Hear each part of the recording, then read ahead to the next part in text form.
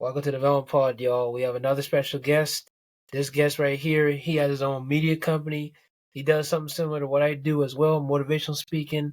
He talks about purpose, passion, and strategic tips on how to really pursue your success and your journey and how to really grow and develop. But I'm not going to talk too much. I'm going to let him take the show. Welcome, Micah, Autry. Thank you for coming on the show. No, I appreciate you for having me on today, brother. I'm excited to be here and to chat a little bit. As you said, my name is Micah from Texas, founder of On Media, also a professional speaker with Secrets of Silence Success, and out here just trying to make an impact, have a little fun, and, keep it going. Yeah. So how'd you got everything started? How this all came to fruition? Yeah, so it's kind of a two-part question, right? So for the media production company, it came to be going all the way back to high school. My brother was a musician, and I was just a little bro trying to hang out with a big bro. Realized that he needed somebody to hold his camera. I started holding his camera, doing his music videos, doing his covers, filming them at the studio. And his friends started asking, like, "Hey, who did your video?" And he like, "My little 60-year-old brother did it." And I was like, I can monetize this, right? So started monetizing, doing music videos and stuff for people in high school all the way throughout college. I'll be 31 in 2 months, and I've only had one job my entire life for 3 months, right? One job for 3 months my entire life. Everything else has come through entrepreneurial endeavors and freelance. And that's kind of how the media production stuff got started. That's my professional passion. My life passion is helping people that look like us, helping Black and brown young people reach professional and financial success sooner. Right. So if I was able to start my business at 21, if I was able to make six figures at 26, I want to help the next person do that sooner. Right. And so that's been my goal. And so I think I've always been a little bit of a natural orator and a natural speaker. And so I really leaned into that about 2017, 2018, started doing speeches at networking events and going back to my alma mater, going back to schools and just trying to impart that wisdom in the next generation because so many people have given me wisdom. And I wouldn't be where I'm at without people giving me free game. So I'm like, hey, I should give free game to people as well. And what's kind of interesting though is because what you're saying there is kind of similar to my story as well. Gotcha. You know, the origin of me doing motivational speaking, it came from me actually watching other YouTubers in the same niche, such as Jose Zinka, Alpha M, Alex Costa. And then as I got older, watching Jordan Green, I don't know if you know this guy named The Purpose Pod. He's that's podcast name, Al Levi Simmons, Okay. No Job Podcast, Gary Okay. Vee. Yeah. And so watching all these people, I just said, man, I need to do my own thing as well and start my own purpose into doing speaking and things because I have the knowledge, ever since I was a little kid, people used to always say at 10, 9 years old, this guy has wisdom for a 9-year-old, 8-year-old, even by the way I speak. Some people like to say, well, hey, you sound like you're 30, you sound like you're 20. I'm like, no, I'm only 18. And they're like, wow, you got that wisdom. So I said, man, well, hey, let me start what I'm doing and do my speaking journey. Yeah. And from then on, it built up, and now I'm where I'm at now. Yeah. Where I'm at. Yeah. No, that's amazing, man. Yeah. It's all about going out there, just starting and doing it. So proud of you. Keep pushing. It's a tough journey that we both own together. So we can help encourage each other. Yeah. The next question I want to ask is, you said you want to help Black and brown people financially and even their purpose and things. So I know you said it all came from you, just from your brother helping you and things. But is there any more like origin stories to why you had wanted to help the African American community in finance or in finding their purpose? Yeah, I think for me, that's just my origin story. I grew up in a single parent household, like 70+% of Black Americans in this country, right? And had a Yeah. loving mother, had a loving grandmother. My sister's 11 years older than me, so she was like a third parent, right? So they were all loving, and I grew up in what I thought was a normal household situation. But as you grow older and you start to be exposed to more parts of the world, right, you start to be exposed to different neighborhoods and how other people live, and you're like, okay, well, maybe my circumstance and situation was a little different.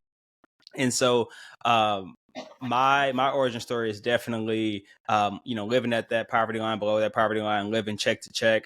I tell people all the time, I didn't learn the word equity until I was 19, right? My my family, we never owned anything. We didn't own the apartments we lived in. We didn't own the cars that we drove. And because we were working these 9 to 5s, we didn't own our own time. Right. And so that's one of the reasons I really wanted to lean into entrepreneurship.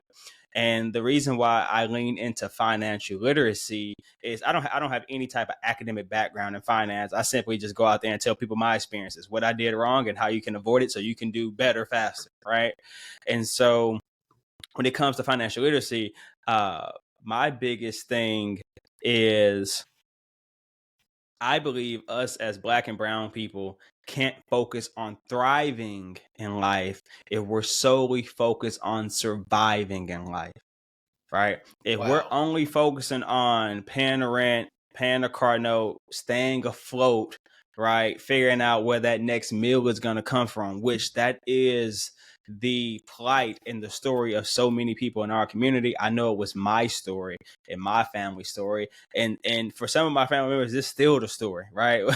And so because that is still the story, my goal is to help us solve that equation. And now we can focus on thriving in life. We can focus on holistically taking care of our bodies. We can focus on not just, paying rent, but having a house that we want, having the business that we want, having the time that we want. And I think that's what it ultimately comes down to is thriving. I like that though, how you said that you want our community to thrive and not try to survive. Yeah, absolutely. But just thrive in greatness, thrive in whatever it is. 100%. And I'm a big advocate for that as well, man, because I was talking to my friend the other day ago, we were talking about how with us as African Americans, we're so used to being, stereotyped by so many things. Sure. And even in jobs, you see that we're stereotyped. We're supposed to be the people that do the hard labor, that do the janitorial work, all that stuff. But we don't have to do that. There can be Black people that work in offices. It's not a bad thing if a Black person working in offices. It's not a bad thing if a Black person wants to be able to have their own business. You know what I mean? Because anybody can do anything. 100%. And I agree with what you're saying there, the thriving and trying to figure out how to really do what you can do to go on your purpose, because a lot of people, they just see, especially in our community, that the 9 to 5 is the only thing. Well, it's not the only thing. There's more to it than just that. 100%. 100%. Yeah. But any people you've been networking with on this journey of your motivational speaking? Oh yeah, I mean, a litany of people. As I said previously in the podcast, man, I wouldn't be anywhere without the people that have helped me. A lot of people say that they have a mentor. I say I have a board of directors, right? I have 9, 10, 11, 12 people in my phone right now that I am privileged enough that when I call or text them, they'll answer, and they have attain a level of success, both financially, obviously, professionally, obviously, but also with their families, with their health and fitness, with their community impact. One of my clients, not say clients, but one of my clients that I do media production for, built the $3 million community center. Like that's impact. You know what I mean? Like I'm trying to get there. And so I can text him, and for the most part, he'll reply to me and give me some wisdom and give me some free game. And so the reason why I started my Secrets of Silent Success podcast, which I like to just call it a platform, because I speak on there, I do videos, I do podcasts, all that stuff. So the reason why I created that Secrets of Silent Success platform is because as a full-time entrepreneur, I've had the privilege to interact with so many other entrepreneurs. And obviously the Gary V's, the Alex Hormozi's, and those people who are really like iconic and huge social media moguls and influencers are great to learn from, right? But there's so many people sitting next to you on the airplane, sitting next to you at church, next to you at Walmart checking out, that are doing equally as great things. And I just had the privilege to do videos for them and to make content for them. And I was like, man, you have a really cool story. I want other people to know your story. And so one of my clients, one of my board of directors, I would call him, had a call with him yesterday, a gentleman by the name of Saul David, who owns, $1 million logistics company now. He brokers, 50, 60 plus 18 wheelers across the country every single day. He's been doing that for, probably 15, 16 years now. But he was a convicted felon at 17 years old and was on probation for 9 years for stealing $250,000. And to see that type of transition and to see how his story has evolved over the years. He got 300 followers on Instagram, right? But his story is so impactful and so many people need to hear it. So that's why I really created my platform, is to tell stories like that, to try to inspire others. And that's the main thing that I respect, the stories, because a lot of motivational speakers, I've had this debate with one person before. He told me that, oh, it's about facts, facts, facts. I'm like, you can say all the facts you want to, but if you're not speaking from experience, nobody's going to hear you, Sure. because it's just like an AI. If an AI make a video, you're not going to get that same human feel Sure. if it's a human making that video, Sure. And that's the same thing I apply when it comes to like facts and experiences. So I'm a big advocate for that, man, when you talk about experiences. And in your motivational speaking journey, have you ever dealt with people that really be saying that you should have more facts or anything, or no? Because I know that can be a lot for motivational speakers. We deal with that sometimes. People always like to say we should have facts. And Yeah, I was the opposite. I was more like the gentleman that you just referenced, who was more facts than story based. yeah, I was the kid in the high school class. You know how you bring in somebody to speak at the graduation, or this ceremony for National Honor Society or something like that, right? We always bring these people in, and no offense to them, these were oftentimes industry experts who had the job of presenting that day, and not presenters, right?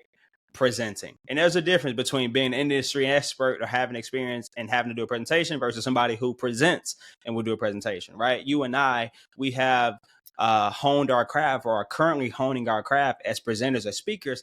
I can go talk about iPhones, right? And try to make it appealing. You didn't see my iPhone. I held it up. I can go talk about iPhones and try to make it appealing. But some people who are industry experts over the iPhone can't go and present it because that's not what they do, right? So those are two different things. So I was really jaded growing up by just seeing individuals come in and tell stories who are not necessarily presenters. And I'm like, this is boring. I don't care about your story. You're not reeling me in. I'm not getting any type of applicable, not applicable. I'm not getting any type of applications from your stories. But so when I first started my motivational and professional speaking journey, I was very facts heavy. I'm an empirical, logical individual, right? People say, I don't like to fly on planes. I say, you're more likely to die driving to the airport than flying to your destination, right? That's simply a fact. And so I'm a very fact-based person. And because of that, my speeches when I first started out were very factual based, but that didn't draw the audience in. That didn't make any type of connection.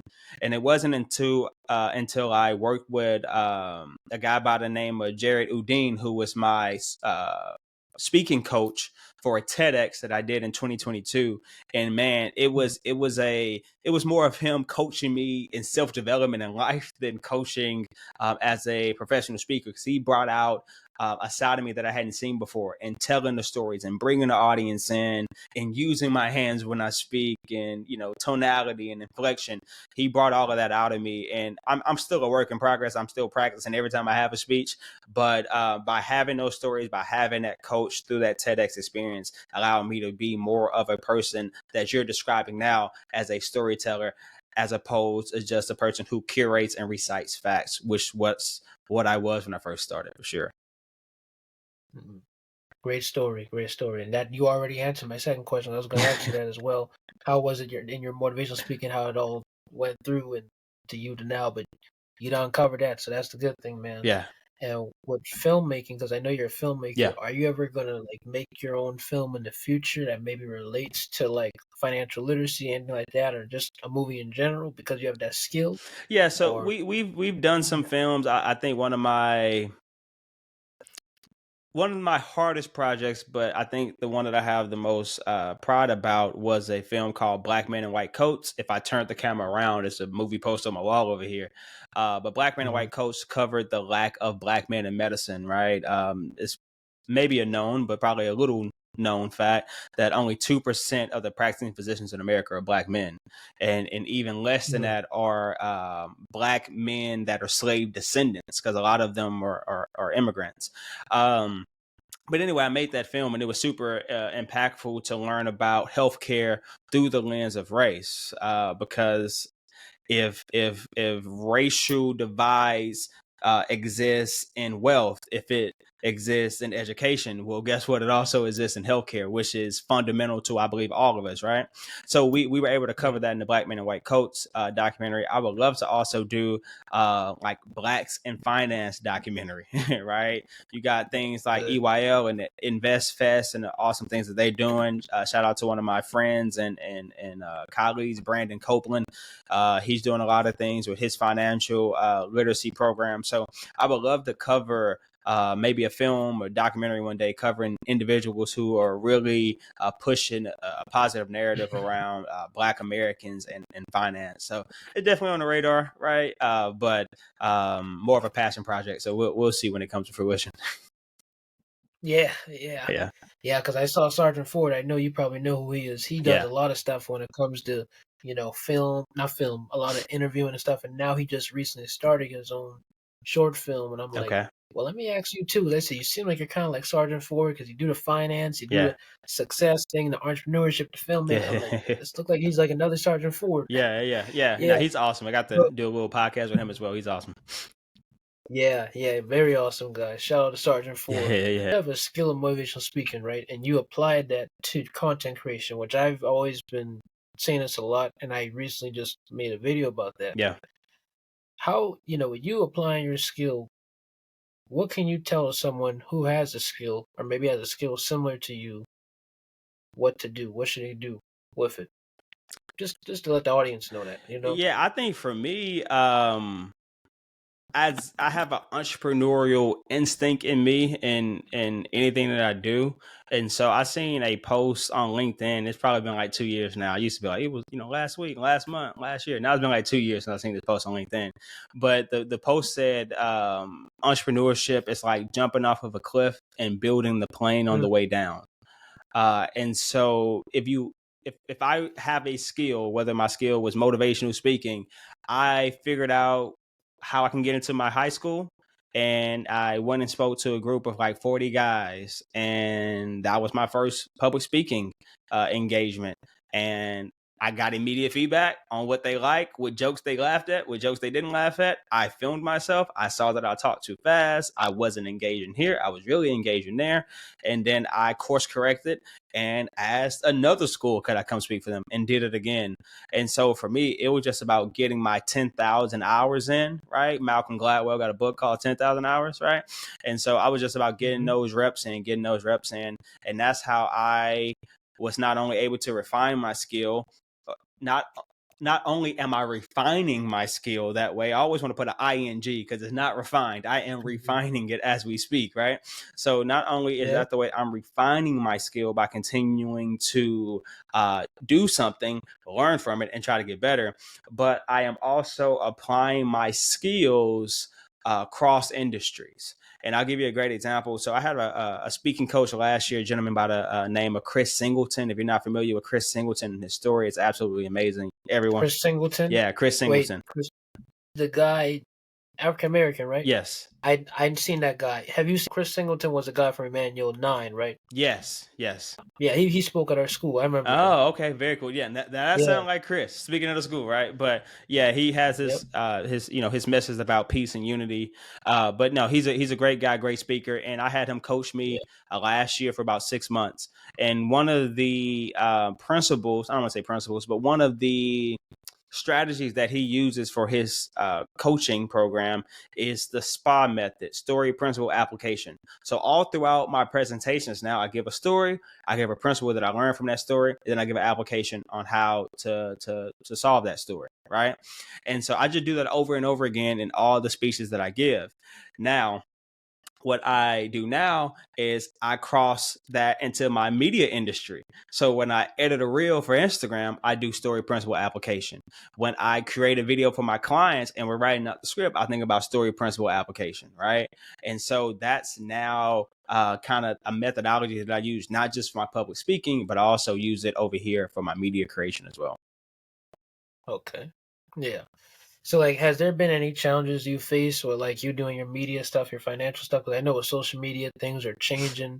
I know with, in person is kind of different now because, like, after post-COVID now, it's been really changing, which that probably don't have no impact on motivational speaking. But, like, I don't know if you heard this, but people are saying that this quote unquote, which I don't believe is self-improvement, is dead, and people are more aware of that and this and that. And TikTok changed the game with social media and how people perceive advice. What, how, any challenges, and also like what can you say on that? Like your opinion on that? Yeah, I mean, I think for me, I just try to run my race. It's a colloquial term, like you're gonna get dragged on social media. I think you're gonna get dragged regardless of what you say. I had a video Mm-hmm. that I posted on Instagram. It got maybe 60,000 views, and I literally was talking to a group of high school students. I had just finished a presentation about financial literacy, and I told them I had roommates until the age of 27. So from I moved out at 18, all throughout college, all through my early 20s, I lived with my two roommates who were also my business partners, and we shared living space. We used that as like part of our business space. I never paid more than $600 of rent. I was making $90,000 a year personally and paying $600 in rent. I think it was one of the best financial decisions I ever made. And even today, almost 31, I still never lived by myself for longer than 4 months, because when I moved out from my roommates, I got married and my wife moved in, right? And so I told that story to a group of high school students, hoping that they would take heed to the advice of being financially responsible with your living situation. And people drug me through the mud on social media. I'm like, how do you get criticized for simply just telling people what you did? I wasn't telling the Thank kids you. that they should have roommates. I was simply saying that's what I did, and it was a good financial decision for me. You do what you want. But I say all that to say that no matter what you do or say, I feel that there will be critiques and criticisms across the board. So I simply just try to run my race. I think the biggest challenge for me during the whole digital social media thing is not getting roasted in the comments. It's not having my haircut. I used to not like to get on a Zoom call like this if I haven't shaved or did my haircut. Now I'm like, man, whatever. Like, people are gonna say something about my I have acne on my nose. People will roast me about acne on my nose. It's whatever. Who cares now? So I'm all about just running my race. So my biggest challenge now is not any of that physical appearance stuff or about the things that I say. I'm gonna say what I say and let it fall where it may. The biggest challenge for me now is longevity and consistency. Right? Alex Mhm. Hormozi has the quote that you can pretty much win anything if you just outlast everyone, right? 90% of podcasts, I think, don't make it past episode 3. If I'm on episode 70, I've done better than 98% of all podcasts, right?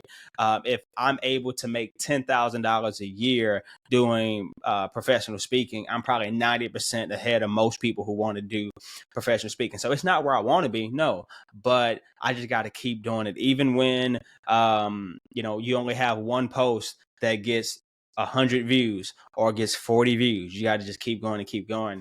And the last thing I'll say around that idea of social and digital media being a challenge, I almost see it as an investment, right? Because I've had my Secrets of Silent Success Instagram account now for 4 years. The first 3 years, I had 3,000 followers. So I was like, man, to get to 10,000 followers, it's going to take me a decade. That's crazy. Instagram might not be a thing in a decade. But I made one post in November. It was the week of Thanksgiving. It got 700,000 views. I went from 3,000 followers to 8,000 followers. We made another post 3 months later. It got over 1 million views, and now we're at like 16,000 followers. So it started to compound really quickly. And I'm starting to see, I just started posting on TikTok. I'm starting to see that it compounds really quickly. If you just have that consistency, you don't give up. And like I said, I feel like you can win if you just outlast. You don't have to be great, but if you just can outlast people over time, if you are, if I am watching myself, learning from what the audience is saying, I think I will get better just by continuing to do it over and over again. And that's so true, because that's just the main thing. I've always said this for a while, ever since I started podcasting. I see myself as an NBA player. I Yeah. see myself as, I got to keep on going. Like, Kobe Bryant with the Mamba mentality, Yeah. he kept on going. Yeah. Even when stuff was bad, he kept on going. Even Steph Curry with the Warriors. Yeah. I'm a big Warriors fan. They would go through so much adversity, but they kept on going, and they Got to. reached to the top. Yeah. And that's just part of life, and that's part of everything. Like, we're gonna have ups and downs, but the real ones are the ones that come out strong, that come out real good. Like, there's this quote that says, if I'm not mistaken, I'm not wording it wrong, weak times create strong men, strong times create weak men, something like Yeah, that. yeah, And that's so true. That's a true saying, because a lot of people, when it's the time of trials and tribulations, that's when your faith really comes in. And for me as a Christian, personally, that's why I said that right there with the faith yeah, part of that, because even if you're not a Christian, when you go through that trial, you gotta have that faith to like know that you can make it through. yeah, And I completely agree with everything you're saying there with the social media and everything. And to piggyback what you said earlier about you living with your roommates, that's something that's really now being a trend now, which is kind of shocking, because you're seeing a lot of these Gen Zers who are adults either living with their parents or either they live in with roommates like you did, like you suggested for yourself. mm-hmm. And sometimes that could be the best financial, way that to try to stay in the lane of financial success, because you don't want to just go out there and go crazy, Yeah, because once again, that goes back to what we say about our community. Sometimes about us too in our community as African Americans, we like to sometimes be a little bit too independent and we don't want help. And sometimes we may need help yeah, just to let us go through. And I think a lot of these stuff that we go through, these traumas, everything, it all originated from slavery, sure, because of the fact that like there was so much bad things that occurred that led to us just being so either divided or really just divided in our own mind and making us unstable. yeah. You know, so You ever heard it, of it, it, epigenetics? no, I never heard of You that. should go Google it. Epigenetics. It is the theory. I don't even want to call it a theory. I'm not a science Mhm. major. I'm a film major. But things go from like a hypothesis to a theory to like it is actually a fact. But epigenetics, I'm gonna say it's a theory that they're researching it, that trauma can be passed down like DNA wise. Mm, So you think about the trauma that our ancestors went through not very long ago, right? My grandmother passed away last year at the age of 87. Her mm, grandmother was a slave. That's only 4 generations, right? Between me and her, that's not very far. mm. So I met my great grandmother. My great grandmother didn't pass away until I was like 8 or 9, which means that her mother was a slave, right? But my great grandmother was born in the 1800s. So yeah, look up epigenetics. It's the study of trauma being passed down in our DNA, or our genetics, right? So it's just pretty crazy. Interesting. That's a good. Thank you for giving that fact. Yeah. That's a real interesting fact to the audience. Um, how is it day by day doing your content creation and your financial success, your motivational speaking? I know you already referenced it earlier, but just go a little bit more deeper on like your day in the life. How is that? Oh man, it depends on the day. One thing about entrepreneurship, it is very inconsistent, and I think that's what Mm, I love about it, right? So what I try to do, I'll give you my ideal day. I wake up between 4:30 and 5 a.m. every morning, and I use that 4:30 a.m. to about 9 a.m. 80% of my work gets done then, because that's when the world's the quietest. No emails, no phone calls, no one asking me, coming to my office, knocking on the door. No one's asking me to do anything or asking for help or anything. And there's nothing wrong with having people, my team, ask me for help or anything. It's just that it's hard once I start becoming a facilitator and an educator and a team leader. It's hard for me to be um, the Kobe Bryant, because at that point I'm just a coach. So from 4:30 to 8:39 a.m. every day, I am Kobe Bryant. I get a lot of my content done. At one point, I was personally editing like 3 content pieces a day at that time, like 3 short form content pieces. I'll record content at that time. I'll write content at that time. So I use a lot of that time to work on my personal brand and on my business. So like a standard operating procedure, or if it's reviewing something for clients, I try to do all of that in that first 4 hours of my day.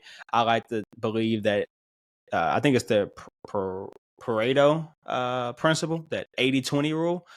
So yeah, mhm. 80% of my work gets done in those first 4 hours of my day. After that, it's a lot of putting out fires and just working in the business. So answering phones, taking sales calls, having meetings, doing podcasts like this. Reviewing team members' assignments, quality control. Um, And when I can, I try to like work on some content or practice the speech. But I'm a big advocate for practicing all of my presentations. I like to start practicing each presentation about 2 weeks out, and sometimes I have multiple ones. I have 3 in a row, and I'm just practicing all of those. But I always do it between that 4 a.m. and 9 a.m. time slot. That's when I get the most work done for sure. And outside of that, after 9 a.m., from 9 a.m. to about 8 p.m., it is ever changing and craziness. Mm-hmm. Yeah.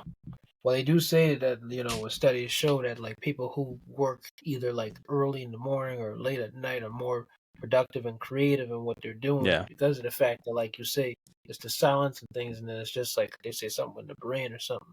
I know for me and my friend, we were talking the other day ago, we did the same thing as well. He told me the same thing. He said like he's more productive like around 2 in the morning, 3 in the morning. I said, yeah, same for me. And I say sometimes the sleep schedule can be all mixed up. Yeah, Yeah. but that's just how it is. I agree with the same thing. Like 4 in the morning, 3 in the morning, 2 in the morning, 1 in the morning. Then the best times to get your content out there are really to edit because I don't know why it is very peaceful than doing it in the daytime. Like daytime, that's the time when like same thing you say for yourself. That's why I like to do record podcast episodes. Do other things, this and that. Like nighttime, that's the only time that's dedicated to like video editing or either the video games if I'm free. Yeah. Yeah. That's how I do it for myself, Yeah. personally. Because it's never not bad to play video games. People say it's a bad thing. It's not a bad thing because as long as you do everything in moderation, Of you should course. be all right. Of course. Yeah. And like I said, and to piggyback what you said about that earlier, when it comes to entrepreneurship, is really all over the place. That is so true because every day isn't going to be guaranteed the same thing, and that's the good thing. But that's kind of like the bad thing too, because like if schedules or delays change, that can be a lot as well. So it's all about the perspective on how the person really enjoys it. But I know for people like me and you who are watching this and may want to pursue entrepreneurship or pursue something similar to this, they'll see it as excellent or interesting or intriguing. So Yeah. Absolutely. Yeah. I think it's all about, finding that discipline for whatever schedule works best for you, for sure. yeah, where do you see yourself in the next 5 years? Next 5 years, I used to tell people that I wanted to be done making digital content for other people. So I wanted to almost treat myself like a NFL athlete. I know you reference, seeing yourself as a basketball player. I always saw myself as an NFL athlete, and if you know anything about the NFL, the colloquial acronym is not for long. And so I used to tell people like 10 years of doing video production, I want to be out of it. Well, it'll be 10 years in February, and I feel like I'm still in year one. Right. I had some changes internally in the business, and we're doing some things differently. And it feels like we're back in year one. And it's fun, right? Kind of bootstrapping it again, getting some new team members, doing some different things. And so in 5 years, where do I see myself? I see a couple of things. Continue to grow the real estate portfolio that I have with my business partner. I see the media production company, me still being like a president, but less of a CEO, less of a COO, not being hands on with it, having operators, and ideally would like to have operators in different parts of the country. Somebody on the West Coast, somebody here in the central part of the country in Texas, and somebody on the East Coast as well, to be able to just knock out multiple projects, multiple days, multiple times. I would like to see myself start a nonprofit as well. That's one of the things I want to do: start a nonprofit to help young Black and brown people to get exposure to different careers, different avenues of making money. It's a million ways out here to be successful professionally and financially. A lot of it is just lack of education. A lot of us go into similar career fields simply because that's all we know, that's all we see. So would love to do that as well. And I would like to see, this is a fun one, I would like to see myself in a Porsche. So that's a goal that's on my vision board right here behind my computer. So it's not all Yeah. about business and discipline. Like you say, you play video games, I want to drive fast cars. So that's my vice. Yeah, yeah, I agree, man. We all have our interests. And, outside of all the stuff you're doing, what are some hobbies or interests that you love doing? You can see behind me, I'm an avid reader. I love to read books. I think it's a great way to stimulate your mind. I think it's a great way to think, great way to learn. Even though you can watch a YouTube video, right? I'll watch a YouTube video and still buy like the book, right? I know for me personally, I did not like reading books growing up. I didn't learn how to read till I was in the 3rd grade due to some dyslexia and just public school systems. So I didn't learn how to read to the 3rd grade. So I never liked reading throughout grade school. Got to college, still didn't like to read. And so after I graduated college, I met a gentleman, a millionaire lawyer, does a lot of great stuff. And I was just like, how did you get to where you get to? You look like me. You're not that much older and you're doing amazing things. And he was like, I read books. And I'm like, cool, I go read books. And so from the age of 22 to 24, I read about 60 books, and it changed my life, the way I think, the way I could communicate, the way I thought about finances, the way I thought about interpersonal communication and relationships, all of that stuff. So my hobby right now is reading books. Also like to hang out with the wife, right? Been married for 2 years. So, it's a walk in the park or just driving around the city. And then I am a sports fan. So I don't necessarily watch Netflix for, 3 or 4 hours and binge watch or play video games anymore or anything like that. But on a Sunday in October, I'll probably be sitting in front of the TV watching my Houston Texans play for 3 hours. So that's my vice. Oh, and speaking of that too, as well, you said you're a Houston fan. Well, hey, I'm a Golden State Warriors fan, so we actually had some type of rivalry, back before James Harden left. It was very heartbreaking. Yeah, for a long time, we just didn't know what we were doing, but it was fun while it lasted. Yeah, it was. Yeah. It was. I like it, man. I like all rivals we got because we don't got we got Memphis now. We got Boston. We got a lot of rivals. Yeah. It might be the whole NBA, to be honest with you. Well, I don't know how good the Warriors gonna be this year, but we'll see. That's a different podcast. Yeah. But you talk about books. I have books myself, so if you're ever interested in reading these, man, hey, they're here to help you as well. Or help anyone that you want to share or anything like that. An audience, if you're looking at this, if you want to purchase them, they're all links down below. But yeah, it's kind of interesting knowing that you say that you didn't like reading when you were younger. Because see, for me, what's kind of funny is that when I was younger, I was a person don't like to read until this day. It's kind of funny. I still don't like to read a little bit, but it's kind of interesting because I like to write. Gotcha. That's kind of funny. I love to write, but I don't like to read. Yeah. And see, the thing is that when I was younger, I had remedial classes and reading and things, and sure, teachers are saying like, "Oh, he doesn't have a good reading level," and they were trying to help me. Now they weren't like people that were bad or anything. They were trying to help me. And like like it was funny because like I was in remedial classes, all this, my mother's saying, "Come on, you gotta make sure you get this all in, so your reading level ain't bad and this and that." Yeah. And then looking back at it further in the future, I'm an author. Yeah. The guy who was in remedial class, and by the way, once I got to middle school, I graduated out that class, and now in the normal classes, not in no reading, it's a blessing. Yeah. Because now I have these, and these are all reflect upon how I've grown and how God has blessed me. Because, that should show anybody that, you can do anything through Christ, or you can do anything through yourself if you're not a believer in Christ, if you don't believe. Yeah. That you can do anything. There's nothing to stop you for what you're going for. Sure. And that's my next question I want to ask you before we go to our last one. This question here I want to ask is that if there's any young man, specifically a young black man, or maybe a young black woman, since you said specifically African American too, but anyone in general as well, if they're lost in life and they don't know where to go to or what to do, what advice can you give to them?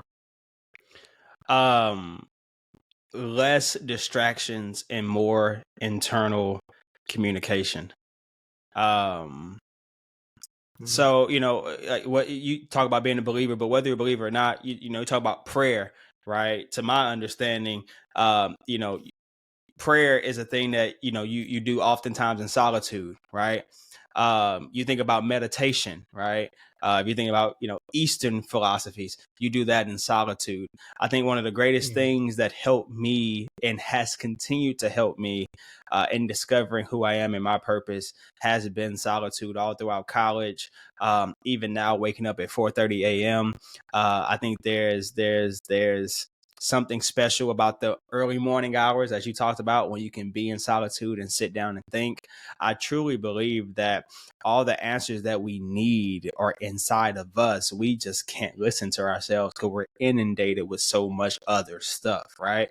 We're so focused on, to my point earlier, so focused on surviving, right? We're also so focused on what other people's perception of us is, and not even what other people's perception of us is, what we think other people's perception of us is, right? And so we're focused on all of these things and rightfully so, right? But if I had one piece of advice that I continue to give myself each and every day is to slow down and take a step back, listen to yourself, take some time just to think. Right? I like to wake up in the morning, I write my goals down in my little brown book, and I just like to think. And sometimes it gives me clarity, sometimes it gives me more confusion, sometimes it makes me reflect, sometimes it makes me project and envision.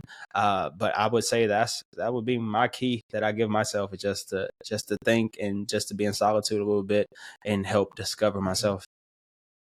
Yeah.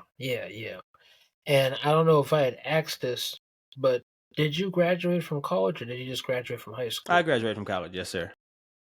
Okay, just making sure. Yeah. So when it comes to nowadays, because you see with Gen Z and Yeah. everyone, you notice that like people are saying that college isn't the thing. I always, for me personally, I advise that like college, if you're a doctor, lawyer, go ahead. And if you're not going there, it's your choice if you want to go or not. Yeah. What's your opinion on that with like people on the college thing? Because I know 9 to 5s, we're already aware of that, but Yeah. college, what's that one? I say the same thing every time somebody asks me the question. College is not necessarily necessary.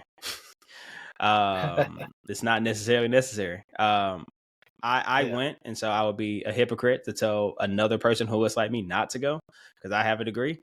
But I also tell someone as an entrepreneur for the last decade that my degree is literally in the closet behind me, still in the envelope that it was mailed in. I had buyer's remorse from it. It was $30,000 of maybe not the best ROI from a financial perspective. But yeah, I say it's not necessarily necessary. I don't think it's bad. If anything, college taught me how to read and write. And obviously, I knew how to literally read and write before I got to a collegiate institution. But by doing the amount of reps, right? The amount of free throws I took writing essays in college, the amount of 3-pointers I shot by reading all of these required readings in college, learning how to synthesize that information, that helped me in college. Was that worth the $30,000-$40,000 worth of debt? Absolutely not, in my opinion, because you can go to your local library and do all of those things for free. But that would be my take on college, similar to yours. If you want to be a lawyer, doctor, engineer, those accreditations are necessary. If you want to do media, or if you want to do plumbing or some type of other trade, it's not necessarily necessary. But that's my take on it. Okay, yeah, I respect that Yeah. though, man. I really respect that. That's unique though. It's not necessarily necessary. And earlier you said you want people to thrive and not survive. Yeah. Boy, I tell you, man, I respect all that I don't know. though. Maybe I You like could you could think, alliterations and idioms. Maybe that's just yeah, me. you should be a poet or something. You're like a Yeah. two-part. Yeah. Yeah. What do you want your legacy to be? What do I want my legacy to be? This is interesting because, especially as motivational speakers and people who make content for the masses, we want to effectuate change. We want to make impacts on lives. But I think my legacy is cleaning up my backyard. And so what do I mean by that? I see life in family lineages like a baton race. We talking about sports, right? So I see it as a relay race. And obviously I just talked about it. My great great grandmother was a slave. And so my great grandmother, they went out there and they bought property in these little smaller towns, right? My great grandparents on my mother's side owned, 20 acres of land and tilled that farm, had 8 kids, and was able to send some of them off to college and send some off to the big city. And my grandmother took the baton from her mother, moved to the city, got married at 25, never had a kid out of wedlock, only had one spouse. That silent generation. They went to the military. They were actually bought property, had equity, but they were facing Jim Crow laws and all of this stuff. So their ability to succeed was capped. And then you get to the 70s and 80s and 90s, which is crack epidemic, the boom of the single parent households, and then in my opinion, our people were just obliterated, right? I feel like from slavery to that silent generation, those black folks that were born in the 30s, the 20s, the 30s, really made progress, right? But obviously you have, Black Wall Street and all of these happenings to take them back down. And then, like I say, the war on crime and the super predator and all of those things that happened in the 70s, 80s, 90s, early 2000s. I am taking the baton for where my grandmother left off, right? So I'm running two legs of the race and trying to help, my nieces and nephews, trying to help maybe my future kids. I don't have any children, right? And so I say all that to say, my legacy is I got to clean my backyard up, right? I can go out there and I can help other people paint their houses, and I'm doing all of that. But anytime I make a video, I'm talking to myself, I'm talking to my nieces and nephews, I'm talking to my future kids, I'm talking to the people with the same last name as me, they got the same genetics as me. We got to do better, and we got to clean our backyard up first. Starts at the house. So that's my legacy. I respect that, man. Yeah. So your legacy is basically taking up your great-grandmother's mantle and making it something even more better. You got to keep it going. And that's inspiring. Yeah, got to keep it going. That's inspiring all by itself. Yeah. Man. That's inspiring. Thank you, man, for coming on this show. Thank you for bringing up your knowledge and your wisdom and your understanding from everything you just been saying. Yeah. Really enjoyed it. I hope the audience enjoyed it. Make sure y'all like, share, and subscribe, notification button. Make sure to follow Micah Autry and follow his content, which is called The Secret of Success Media. And Media is the company name, and then Secrets of Silence, it says, is my passion project where I do the professional speaking and the podcast. Yep. Well, thank you for coming on the show. Make sure y'all follow him. The links are all down below. Appreciate it.